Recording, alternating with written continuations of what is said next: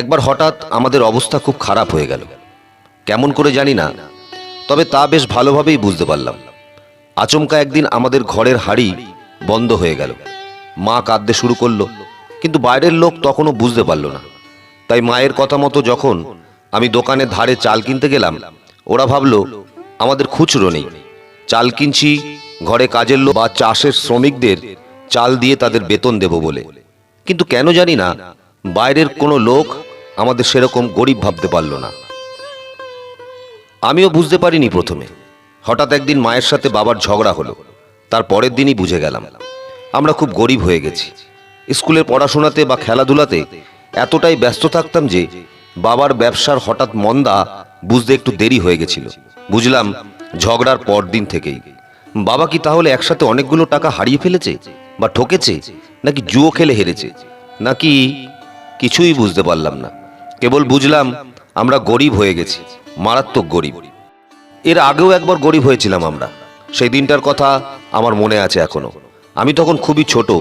মা বাবাকে বলল ধান কাটতে যাও। বাবাও ঘরের হাড়ির খবরটা বুঝেছিল হয়তো আগেই, তাই কিছু না বলে মাঠে চলে গেছিল আধ পাকা ধান কাটতে।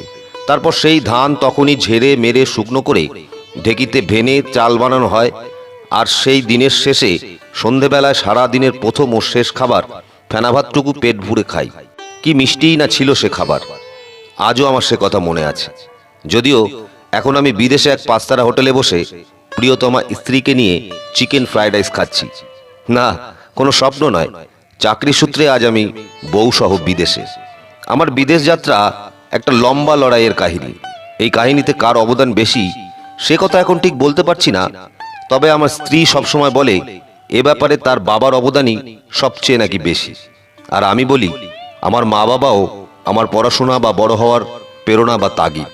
ব্যাপারটা যে ঠিক কি তা বুঝতে হলে চলুন না আমার অতীতে একবার ঘুরে আসি।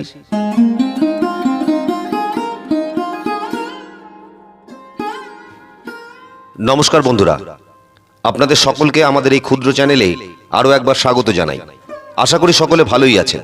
বন্ধুরা, বাস্তব জীবনের ঘটে চলা বেশ কিছু ঘটনা গল্পের ছলে আপনাদের সামনে তুলে ধরার চেষ্টা করছি আমরা। তেমনি এক নাবালক শিশুর পিতৃঋণ শোধ করার গল্প বলবো আজ। গল্পটি শোনার আগে এখনো যারা আমাদের চ্যানেলটি সাবস্ক্রাইব করেননি তাদের কাছে অনুরোধ রইল এক্ষুনি চ্যানেলটি সাবস্ক্রাইব করে বেল আইকনটি প্রেস করে রাখুন। আর প্রত্যেকেই একটা লাইক অবশ্যই দেবেন। তাহলে চলুন শুনে নেওয়া যাক আজকের গল্পের বাকি অংশটুকু। আপনারা শুনছেন নাবালক শিশুর পিতৃঋণ শোধ করার গল্প তাগিদ।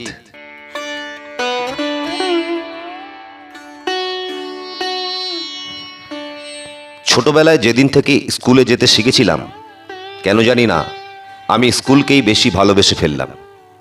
মা ঈশ্বরচন্দ্র বিদ্যাসাগর মহাশয়ের দ্বিতীয় ভাগ কিনে দিয়ে রান্না করতে করতে আমায় পড়াতো। কখনো ঝগড়া করিও না, মিথ্যে বলা পাপ ইত্যাদি। আর আমি গোপাল বড় সুবোধ বালকের মতো বাবা মার সব কথা শুনতাম। স্কুলের শিক্ষক মহাশয়দের প্রিয় গুরুজন ভেবে শ্রদ্ধা করতাম ও তাদের কথা মতো মন দিয়ে পড়াশোনা করতাম। পরিবর্তে স্কুলে, বাড়িতে ও বন্ধুদের কাছে খুব স্নেহ ভালোবাসা পেতাম। তারপর এক সময় স্কুলই হয়ে গেল আমার ধ্যান জ্ঞান। সব সময় পড়তাম, ঠিক সময় খাওয়া দাওয়া করতাম, ঘুমাতাম। স্কুলের ক্লাসগুলোতে ফার্স্টও হতাম। বেশ মজায় কাটতে লাগলো আমার সেই দিনগুলো। একদিন হঠাৎ রাতে মায়ের সাথে বাবার খুব ঝগড়া হলো। তারপর যা বুঝলাম সে কথা আগেই বলেছি।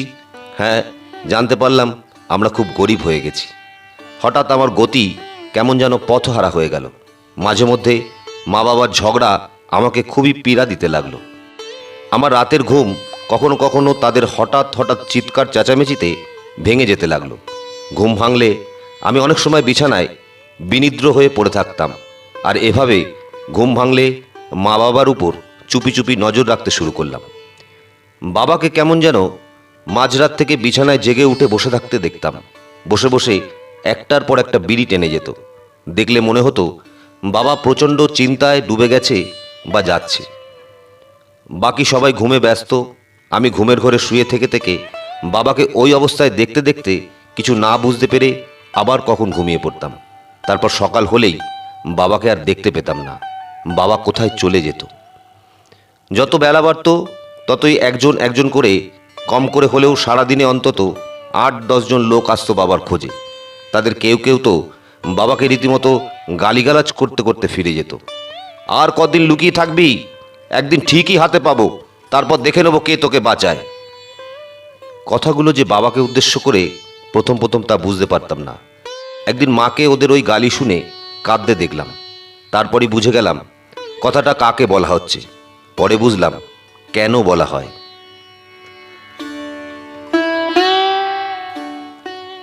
বাবা যে হঠাৎ করে এতটা দেনার দায়ী হয়ে যাবে তা কে জানতো, কিন্তু হয়ে গেল। আর পাওনাদারদের চোখ থেকে পালাতে রোজ সকালে বাড়ি থেকে বেরিয়ে কোথাও চলে যেত, আর ফিরত রাতে লুকিয়ে লুকিয়ে। একদিন বাবা ধরাও পড়ে গেল 2 জন লোকের কাছে। লোক দুটো খুব ভোরে আমাদের বাড়িতে এসে গেছিল। আমার তো ঘুম ভাঙলো বাবার ওপর লোক দুটোর কর্কশ, কান ফাটানো আর জ্বালা ধরিয়ে দেওয়া খারাপ খারাপ গালি শুনে। লোক দুটো বাবাকে এই মারে কি সেই মারে। চোখের সামনে বাবার এই বেইজ্জতি আমাকে সেই ছোট্ট বয়সেও বুঝিয়ে দিয়েছিল অপমান কাকে বলে এবং তা কতটা বেদনাদায়ক। বাবা তো কয়েকবার আত্মহত্যা করতেও গেছিল, কিন্তু পারেনি শুধু আমাদের জন্য, আমাদের ভালোবাসার কাছে পরাজিত হতো বলে। বাবা ফিরে আসতো আর এসে আমাদের প্রচণ্ড ভালোবেসে যেত, তারপর আবার লুকিয়ে পড়তো। সেই সব দেখে বাবাকে কি বেচারাই না মনে হতো। আমরা কষ্ট পাবো বলে বা আমাদের পড়াশোনা হতে মন বাবার দুঃখের দিকে ডুবে যাবে বলে বাবা কখনো আমাদের সামনে গরিব হয়ে যাওয়ার দুঃখ দেখাতো না বা বলতো না, আর তাই বাইরে বাইরে পালিয়ে থাকতো। আমি স্কুলে ভালো পড়াশোনা করে শিক্ষকদের কাছ থেকে সবসময় বাহবা পেতাম, আর তাই সবসময় পড়াশোনায় ডুবে থাকতে ভালোবাসতাম। আর এই পড়াশোনায় ডুবে থাকতাম বলেই অনেক সময় মা বাবার অনেক দুঃখ কষ্টের কথা বুঝতে পারতাম না। সেবার স্কুল থেকে ভালো রেজাল্ট করে বেশ নাচতে নাচতে বাড়ি ফিরছিলাম। স্কুল থেকে বাড়ি ফিরতে আমাকে এক গ্রাম, পরে এক জঙ্গল ও ক্ষেতির মাঠ পার হয়ে আসতে হতো। একদিন প্রায় সন্ধে হয়ে গেছে, একা ফিরছি জঙ্গলটার মাঝখানে। কেমন যেন একটু ভয় ভয় করতে লাগলো, তবুও হরিণের মতো নাচ আমাকে সঙ্গ দিয়ে সে ভয়টা কাটিয়ে দিচ্ছিল। আমার আনন্দ নাচ হঠাৎ থেমে গেল। প্রথমে তো বুঝতেই পারিনি লোকটা কে, কেনই বা এই জঙ্গলের গাছের আড়ালে দাঁড়িয়ে। একটু কাছে গেলাম, সে আমার দিকে পেছন ফিরে আছে, মনে হলো কাঁদছে। হ্যাঁ, তার কান্না বেশ স্পষ্ট শোনা যেতে লাগলো, ফুপিয়ে ফুপিয়ে কান্না, প্রচণ্ড কষ্টের কান্না বলে মনে হলো। আমি ভাবলাম, বলি, কে তুমি, কাঁদছো কেন? বলতে পারলাম না, কিন্তু পেছনে গিয়ে দাঁড়ালাম। বাচ্চাদের একটা আলাদা গন্ধ আছে, বা মা বাবাদের নিশ্চয়ই একটা বিশেষ অনুভব শক্তি আছে, যা দিয়ে তারা নিজেদের ছেলেমেয়ের উপস্থিতি খুব সহজেই বুঝতে পারে। প্রচণ্ড দুঃখ যেমন মানুষকে কাঁদায়, তেমনি প্রচণ্ড ভালোবাসাও মানুষকে খুব কাঁদায়। অনেক লুকিয়ে রাখার চেষ্টা করেও তা চাপা যায় না, বাঁধ ভাঙা জলের মতোই তা আছড়ে পড়ে।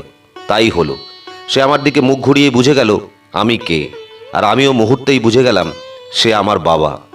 বাবা আমাকে জড়িয়ে ধরে সশব্দে কাঁদতে লাগলো, আর আমিও, যদিও আমি বুঝলাম না বাবা কেন এভাবে কাঁদছে, কিন্তু বাবা কাঁদছে মানেই তার নিশ্চয়ই খুব কষ্ট হচ্ছে, আর সে কথা ভেবেই আমিও আবার কাঁদতে শুরু করলাম।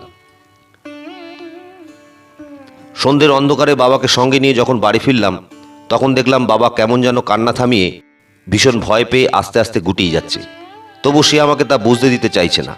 বাবা আমাকে বলছিল একা ঘরে ঢুকতে, সে পরে আসবে, কিন্তু সে অবস্থায় আমি একেবারে একলা বাবাকে ফেলে বাড়ি আসতে চাইলাম না, সঙ্গে নিয়ে বাড়ি ফিরতে চাইলাম। সেও হঠাৎ কেমন যেন আমার ভালোবাসাতে সব ভুলে গেল, আর বেশ গল্প করতে করতে বাড়িতে এসে ঢুকলো। বাড়িতে ঢোকা মাত্রই 2টো লোক এসে আমাদের ঘরে ঢুকলো। প্রথমে ভাবলাম চোর, কিন্তু ওরা চোর নয়, কারণ চোরেরা জানে আমার বাবার কি অবস্থা এখন। সুতরাং তাদের মুহূর্তের মধ্যে গালিগালাজ হতেই বুঝে গেলাম তারা কারা। বাবার পাওনাদার। তাদের কথা হতে বুঝলাম সকাল থেকেই তারা নাকি বেশ কয়েকবার আমাদের বাড়িতে এসে বাবার দেখা পায়নি। তারা আজ ঠিকই করে নিয়েছিল যেমন করেই হোক বাবার দেখা করে যাবে। শুধু দেখাই নয়, একেবারে পাক্কা 30,000 টাকাটা নিয়েই যাবে। বাবাও নাকি তাদের অপেক্ষা করার কথা বুঝে গেছিল, তাই সারাদিন ওই জঙ্গলে লুকিয়েছিল। তারপর ভেবেছিল এই সন্ধ্যেয় নিশ্চয়ই লোকগুলো চলে যাবে, তাই আমার সাথে ফিরেছিল। হয়তোবা আমাদের ভালোবাসায় বাবাকে আমার সাথে ফিরিয়ে আনছিল। সে যাই হোক, ঘরে ঢোকা মাত্রই লোকগুলোর তেড়ে ফুঁড়ে মারতে আসা দেখেই আমি আর বাবা কেমন যেন হকচকিয়ে গেলাম। লোক দুটো চড় মারার মতো হাত তুলে বাবাকে বলল, শালা, ভেবেছিস পালিয়ে বাঁচবি? বাঁচতে দেব না রে, বুঝেছিস? টুটি ছিঁড়ে নেব। তারপর তারা কেমন যেন সত্যি সত্যি বাবার গলা চেপে ধরতে এলো। মা, বোন ও আমি চেঁচিয়ে উঠলাম। আমাদের চেঁচামেচিতে পাড়ার কয়েকজন লোক দৌড়ে এলো। লোক দুটো সরে গিয়ে বলতে লাগলো, আজই 30,000 টাকা চাই। ভেবেছিস লুকিয়ে থেকে হজম করে দিবি? মুখে জুতো মেরে আদায় করে নেবো না রে।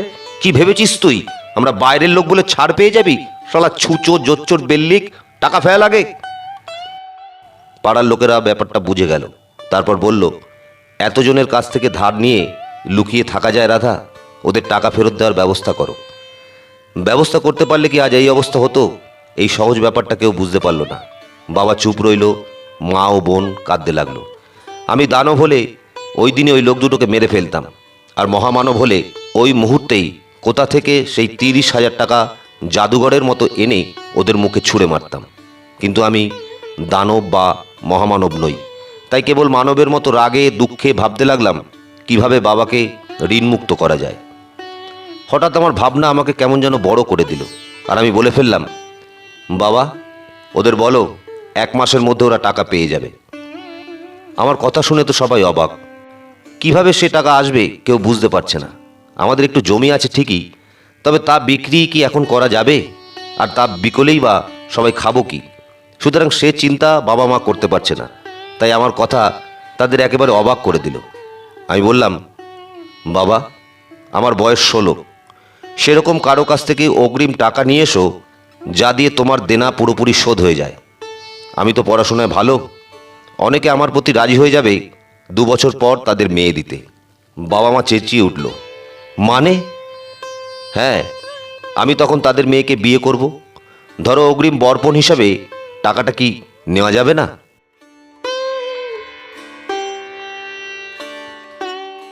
গ্রামের পঙ্কজ জেঠু সামনেই দাঁড়িয়েছিল।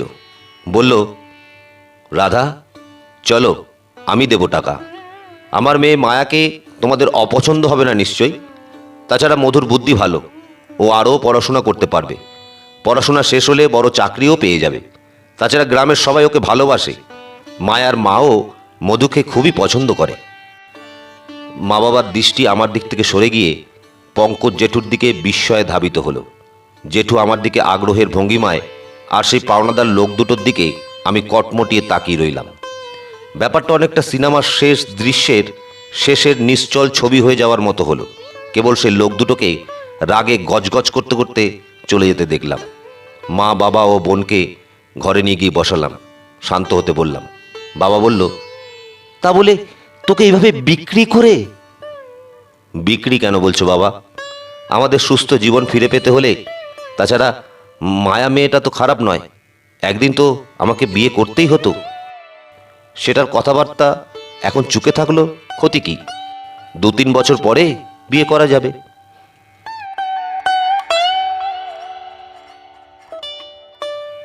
আমি আরও পড়বো, আর একদিন নিশ্চয়ই একটা ভালো চাকরিও পাবো, তোমরা দেখে নিও। মা বলল, হ্যাঁ বাবা, তোকে আরও বড় হতে হবে। তুই মা বাবার দুঃখ কষ্ট বুঝে আজ যা করলি, আমরা আশীর্বাদ করছি তুই একদিন অনেক বড় হবি। এরপর আমরা ঋণমুক্ত হয়ে যাব ভেবে আমি অনেক শান্তি বোধ করতে লাগলাম। এখানে ওখানে পড়ে থাকা জিনিসপত্র গোছাতে লাগলাম, আর ভাবতে লাগলাম সংসারটাকে আমি এভাবেই গোছাবো। একসময় উঠোনে পড়ে থাকা ব্যাগটা ঘরে তুলে রাখতে গিয়ে আমি অবাক হলাম। দেখলাম সে ব্যাগের ভেতর একটা বড় দড়ি। আমার রক্ত জল হয়ে গেল। এই ব্যাগই তো আজ বাবার সঙ্গে নিয়ে গেছিল। অর্থাৎ বাবা কি গলায় দড়ি? শিউরে উঠলাম। তখনই আমার বউ বলল, আচ্ছা, কি এত ভাবছো বলো তো? তুমি তো কিছুই খেলে না দেখছি, কেমন যেন লাগছে তোমাকে। হ্যাঁ, না, ও কিছু না, চলো বাড়ি যাই।